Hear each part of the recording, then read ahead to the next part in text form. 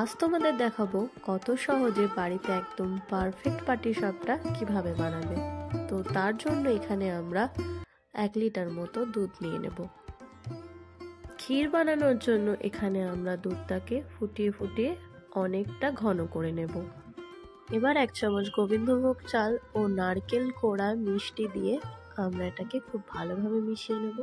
ক্ষীর কিন্তু আমাদের রেডি হয়ে গেছে। এবার আমন্ড বাদামের কুচি দিয়ে এটাকে ভালোভাবে মিক্স করে নেওয়ার পর তুলে নেব।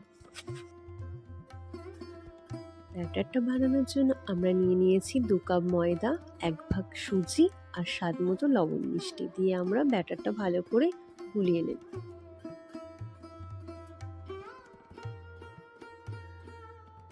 তাওয়ায় একটু অয়েল ব্রাশ করে নেওয়ার পর আমরা এখানে ব্যাটারটা দিয়ে দেব।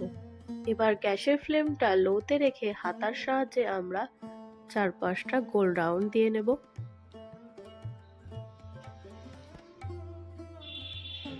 এবার আমরা ক্ষীরের পুরটা ওপর থেকে দিয়ে দেব। দেওয়া হয়ে গেলে একটা খুন্তির সাহায্যে এটাকে আমরা উল্টে নেব।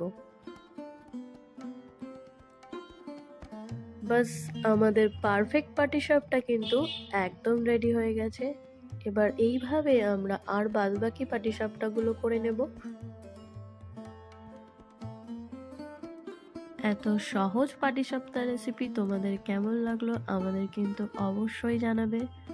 আর আমাদের চ্যানেলে যদি তুমি নতুন হয়ে থাকো তাহলে আমাদের চ্যানেলকে সাবস্ক্রাইব করে আমাদের পাশে থাকবে। ধন্যবাদ।